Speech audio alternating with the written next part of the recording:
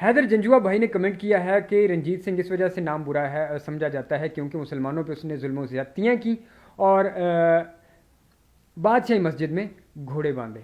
तो जनाब गुजारिश इतनी सी है कि अंग्रेज़ ने जब पूरे हिंदुस्तान पे कब्ज़ा कर लिया तो दो रियासतें, दो स्टेट्स ऐसी थीं जिसके ऊपर वो कब्ज़ा नहीं कर सका आराम के साथ, उसको ज़बरदस्त किस्म की रेजिस्टेंस, मुज़ाहमत का सामना करना पड़ा। एक हज़रत टीपू सुल्तान ने उसके साथ ज़बरदस्त मुज़ाहमत की मैसूर से, और मैसूर के कुछ वज़रा जो हैं उन्होंने गद्दारी की टीपू सुल्तान के साथ, जिसके बायस टीपू सुल्तान शहीद हो गए और बिल आखिर अंग्रेज़ का वहाँ पे कब्ज़ा हो गया। लेकिन पंजाब के अंदर इसके बरक्स रंजीत सिंह की ज़िंदगी में, रंजीत सिंह जब तक ज़िंदा रहा अंग्रेज़ कब्ज़ा नहीं कर सका।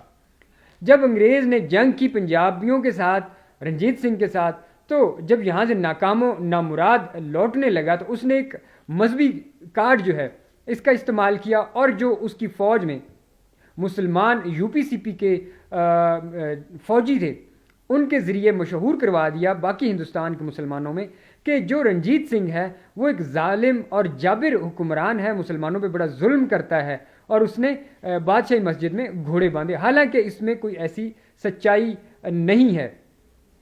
और दूसरी बात ये कि मुसलमान जो हैं वो माइनॉरिटी में तो पंजाब में नहीं थे। रंजीत सिंह की ज़िंदगी में ही पंजाब के अंदर मुसलमान मेजॉरिटी में थे, ज़्यादा तादाद में थे।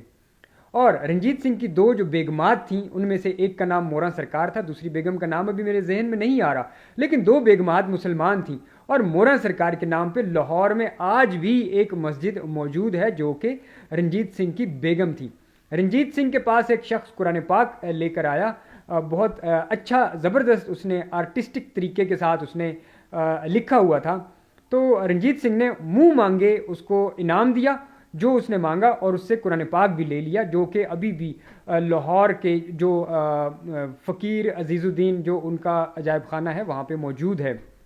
इसके अलावा जनाब ये कि रंजीत सिंह के दौर में उसके जो वज़रा थे उनमें मुसलमान वज़रा भी मौजूद थे, जैसा कि फ़कीरुद्दीन अजीज़ुद्दीन लोग मौजूद थे उसके जो कि वज़ीर ख़ारजा थे। और इसके अलावा जो उसके जो तोप खाने के वज़ीर थे, जो आर्टिलरी के वज़ीर थे, जो जिनके सपोर्ट था वो भी मुसलमान थे। बाकी जहाँ तक मुसलमानों के ऊपर जुल्म सितम की बात है तो जनाब ये वो मुसलमान हैं जो पंजाब के ऊपर हमले करते थे, जैसा कि अफ़गानिस्तान वाली साइड से पंजाब के ऊपर अटैक करते थे, पंजाबियों को मारते थे। और वो पंजाबियों को मारने से पहले ये नहीं पूछते थे कि तुम मुसलमान हो, हिंदू हो या सिख हो, सारे पंजाबियों को मारते थे। तो जनाब जब रंजीत सिंह का दौर इक़्तिदार आया तो इसने सबसे पहले अफ़गानिस्तान वाला रास्ता बंद किया, वहाँ पे जो अफ़गानी थे उनको मार मार के बॉर्डर से बाहर निकाला, दूर किया, बॉर्डर को मजबूत किया। इसके अलावा मुल्तान के ऊपर जो उस वक्त अफ़गानी गवर्नर जो था अफ़गानिस्तान का लगाया हुआ, वहाँ के उसका लगाया हुआ हुक्मरान का, तो उसको भी शिकस्त दी, उन लोगों को मारा, वहाँ पे अपना जो है हुकूमती रिट कायम की। हालांकि उसके साथ ही बहावलपुर भी तो मौजूद था, बहावलपुर को तो कुछ भी नहीं कहा।